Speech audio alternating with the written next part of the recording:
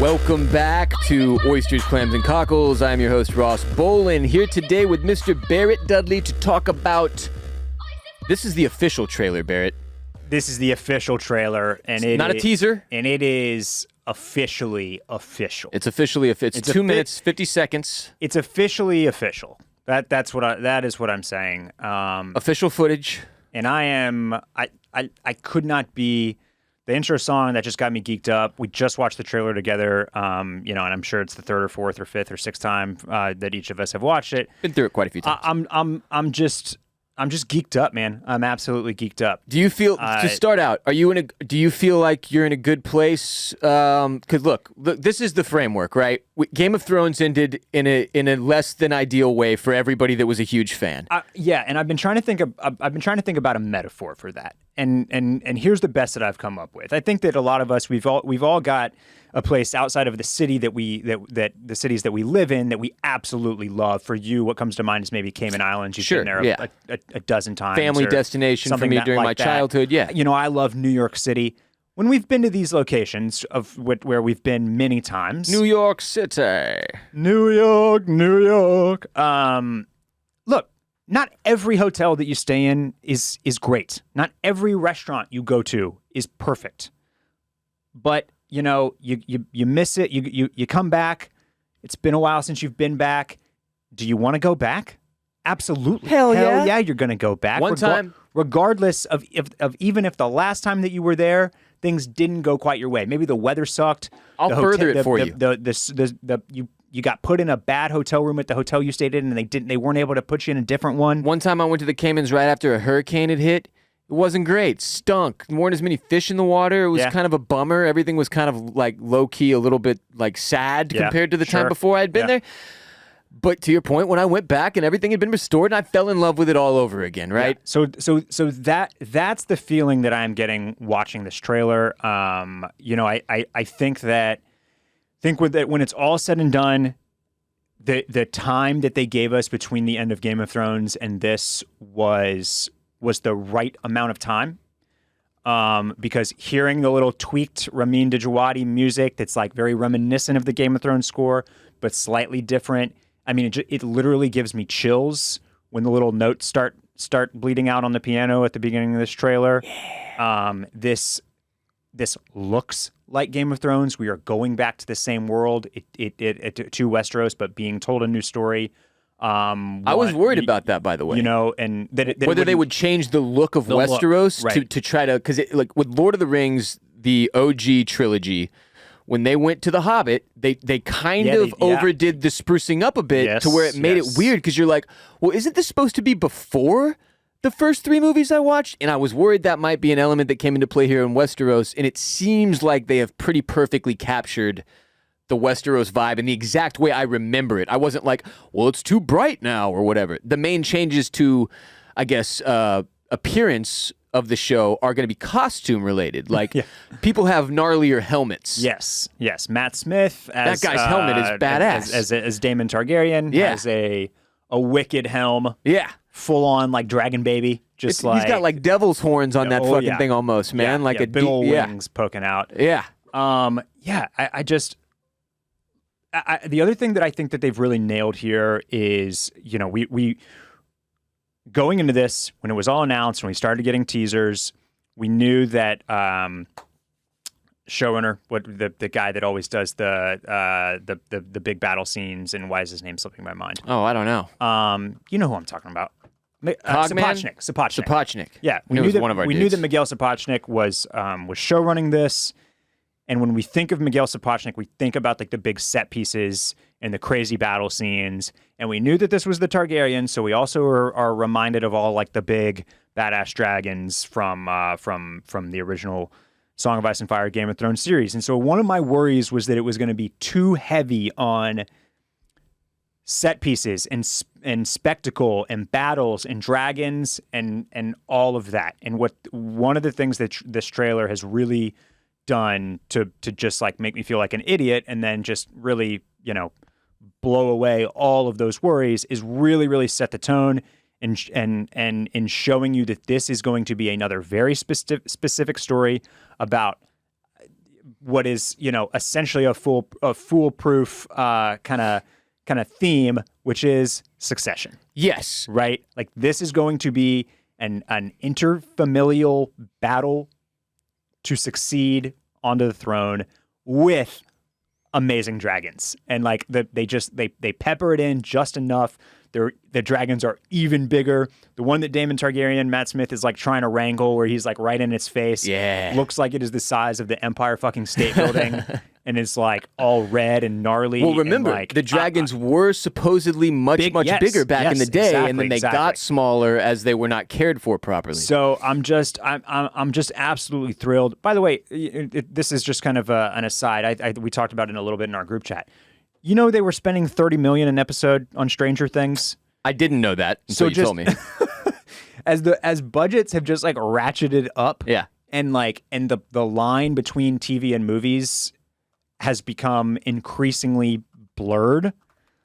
Like, we're just so lucky to get to go back to this world.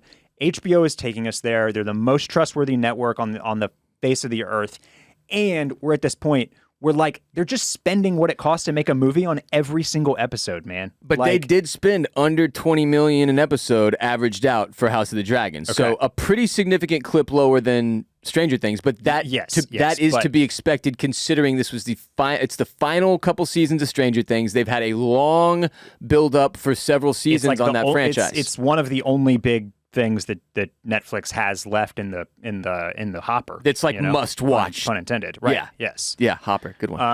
Yeah. And all those episodes were basically an hour and a half long. So they were more expensive because they're very, very, very long. So yeah, that all makes sense. Oh, and just to give our due credit here, it's Miguel Sapochnik, who we obviously know from Game of Thrones fame, and Ryan Condal are the co-showrunners for this thing. Yeah, so we've got a co-showrunning situation, which is slightly reminiscent of Benioff and Weiss, isn't it? Yeah, you almost think maybe you should add a third. Maybe get a third guy in there, huh? These shows are. I can only imagine how difficult they are to wrangle. I think 2 is probably. You have to do it. You have to do it. You got to have a partner. You got to have a yin and a yang there. But God, dude, this looks amazing. This looks awesome. This is all right. So obviously, to get back to what I was saying, I was one of the people who was pretty concerned, right? Not necessarily that HBO would fumble the bag, because they don't do that very often. Right. I've watched so many series on this fucking thing at this point. It's just they're usually the best of the best. And it's not necessarily that. It was just that I didn't know how well they would be able to get us excited again to go back to Westeros. It's been 3 years since Game of Thrones ended. To your point, that did end up being more than enough time for me. And I think it ended up being more than enough time for most big Game of Thrones fans, because I'm starting to hear from more and more people who are currently working their way back through the Night's rewatch. And while I still think you're all insane, it's also I found myself the other night being like, I don't know, maybe I just throw on a Game of Thrones. But then I was like, Ross, you've got too much going on. You can't bite off this entire series right now. Let me ask you a question. I think I probably know the answer. You purchased for each of us the book that this, at least the first season, Fire and Blood, is based on, or some of the source material. Some of the source material. Are you going to dive into that at all? No. I don't want to know anything that's about to happen. And I made the mistake. Barrett famously introduced me to Game of Thrones when I was dealing with a massive rash on my arm, like however many years ago that was. Yeah. It was shortly after the first season had ended. And you were like, you got to watch this. And I was like, well, I'm stuck here with this rash. And I burned through season 1 in 15 hours. and I was immediately obsessed. And I immediately started reading all the books. And I was done with all of the books. And I am not a reader. I'm not a literary man. I've written a book, but I am by and large an illiterate moron. And I read all of those books between season 1's ending and season 2 coming out. That's amazing. And then I was depressed because I knew too much. I knew too much of what was coming. And it definitely, it was fun, but I have to admit, it took away from the show for me, because I always knew at the end of the day a lot of the big picture shit that was coming down the pipeline, minus the final season, obviously, which I wish had just never occurred in the first place. So For that reason, I am not touching any of the source material. I do not want to know anything. I'm not Googling. I'm not Wikipediaing. I'm not Redditing. So people keep coming at me after each little trailer breakdown we've done, like, moron, you missed this. And I'm like, I don't care. Yeah. I want to be an idiot again. And I want to be going into this completely blind, minus the trailers they give us, obviously. So this is, what I'm about to say is actually not a knock. I actually don't mind it at all. There are clearly multiple timelines in this show. From the jump, I feel like, and one of the ways that we know that is if you turn on subtitles for the trailer, you will see multiple actors saying lines. They have the same name. Now, maybe that's like a royalty thing. Some people have the same name sometimes. They name their kids the same thing. Yeah, but we see Rhaenyra directly young and then old. I'm pretty sure that there is a young Rhaenyra and an older Rhaenyra. 100%. No doubt. Yeah, yes. So I don't know what's going on with all that. I can't exactly tell which timeline is which in the trailer. Don't care. I actually like that because it gives me something to look forward to or something even more to look forward to and to really chew on as we go into the first season of House of the Dragon, which is, how are they going to tackle multiple timelines? How are they going to tell this story? And where are the wrinkles going to be? Because it can't, you and I, while stoked as we are for the the just like classic, succession theme here, narrative. At the same time, I do want to see things switched up a little bit from just, that's what Game of Thrones was. That's what a lot of classic, monarchy style historical stories and period pieces are about. So I want some wrinkles, and that's a big, interesting wrinkle. Now, we don't know if we'll be getting timelines served to us like 2 timelines in the same episode, or maybe some episodes will be flash forwards or backward. We have no idea, and that's another piece of the thing we can look forward to. But I am excited about that element. Yep. It looks like it will give the show even more than Game of Thrones had to play with. Because if you remember with Thrones, when we got a flashback, it was a really big deal. What were they? Like Tower of Joy, Cersei getting her prophecy. There were not very many. And when they happened, we were like, holy shit. So this show having that to play with perhaps the whole time through, we'll have to wait and see, is exciting to me. It seems like, based on the trailer, Barrett, there will be a lot of conflict. I think there will be some conflict. And people potentially betraying each other. Yes. Yeah. Do you have any favorite scenes or moments from the trailer? Every time they show the throne, I am both disgusted that Benioff and Weiss chose the weak little bitch throne that they put on Game of Thrones, and it's so pumped that they went back and like sort of readjusted this and gave it a completely different vibe. Having like 6,000 swords and having them run down the side of the room is much, much, much better. Yeah. And it looks much cooler, very excited. But also then, like what you said earlier, when they show the dragons, I'm even on record on this podcast several months ago saying one of my concerns is that they'll go too dragon heavy. Yeah, I don't care anymore. Give me all the fucking dragons, dude. I want to see where, because we only had 3. Yeah. We only had 3. I just didn't want the show to be like, its main focus was dragons. I am totally okay with them being like utilized a lot, utilized and featured as part of the, like we said, the conflict, the inner palace conflict. It just needs to make sense. It can't be Battle of Winterfell where I'm going, what are the dragons doing right now for 20 minutes while there's a battle on the ground and the dragons are up dancing with each other in the sky? It's like, come on, these would be very essential to this entire conflict. And hopefully no dragons or the riders on top of the dragons. I would ask that none of them just like happen to forget about any iron fleets. That would be a problem. If you're flying around in the air, let's just not forget any massive like missile systems that are floating in the ocean or on the ground. That's been set up specifically for the purpose of destroying you? Yeah, that's a good idea. I would like no forgetting of that. That's a good idea. Yeah. But no, so that's going to be a big part of the dragon thing is whether they utilize them properly. We're just going to have to wait and see. Highlight for me is Matt Smith. The only thing that I know him from like personally is watching. Well, I don't know him personally. The only relationship that I have with him as an actor is from The Crown, where he plays Philip in the first 2 seasons, and he's amazing. Very good. Same, by the way. Only thing I've seen him in. And I'm trying to think back, going into the first season of Game of Thrones. We kind of knew who. We knew Sean Bean. That was the biggest name. Right. Maybe you knew Peter Dinklage from like Elf or something like that. I don't think we did at that point. And then Lena Headey, you probably remembered from like 300. I literally only knew Sean Bean. That was it. Okay. from fucking Lord of the Rings. That was it. But yeah, so all of those people I was like very vaguely familiar with, but didn't have something very concrete to be like, oh, this person is a phenomenal actor. And I just think that Matt Smith is owning the scenes that he's in the trailer. He looks awesome. I love when he's got the long hair and like a million braids on top and like the gold cloak, or whoever the Kingsguard is, like just like puts the sword out and he just kind of like bumps into it with his armor. Yes, dude. That looks intense. That's my favorite part of the thing. Speaking of conflict. Yeah.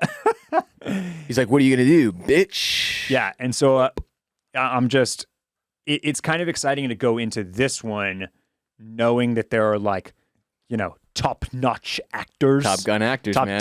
God, why do I always say top-notch? It's Top Gun. This movie came out a long time ago. Top Gun actors. Team America, World Police. Yes, just ready to rip, ready to play on this. I'm with you. I'm with you there. I think it's interesting. I read a quote. I can't remember which character it was, but one of the characters did not even watch Game of Thrones, never seen it, and was just like, I've been so submerged into this world now, and I love it, and I think I will go back and watch it or whatever. It's interesting to me that there could even be a human being out there which is like, nah, didn't see Game of Thrones and is now somehow on House of the Dragon. But that's how these actresses and actors are real artsy.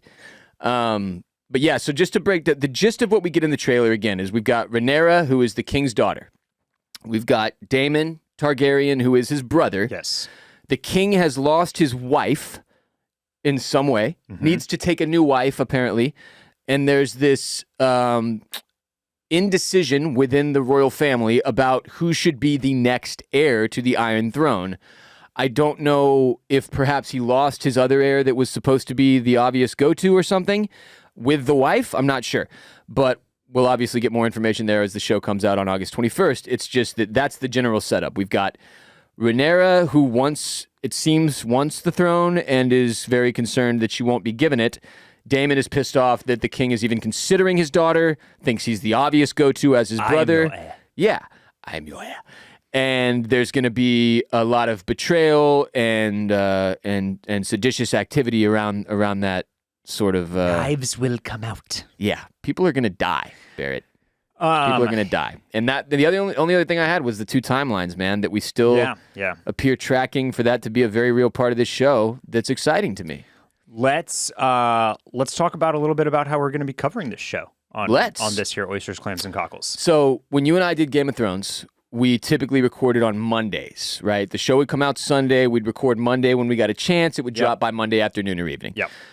What we decided to do for House of the Dragon is record immediately after the episode ends. Yes. So you and I are going to be watching the show, meeting at Bolen Media headquarters, recording our entire podcast, full video. It'll all be available on YouTube in full videos. Search Oysters, Clams, and Cockles on YouTube. This is very daunting, but I'm also very excited because we've never done the immediate reaction pods. Right. It's going to be a little bit different than it was for Game of Thrones. It will be a little bit different. Off the top almost, right? Right off the top, and so as we did for the last 3-4 seasons of Game of Thrones, we will come back later in the week with a premium podcast. Ad-free on patreon.com/Oysters, Clams, Cockles. Yes, sir. And that is where and that's another thing that I'm looking forward to about this is that the two pods will be even more distinct, I think, now, because one will be off the top, immediate reactions, discussing the plot, what went down, what was crazy, what we learned, what happened, and then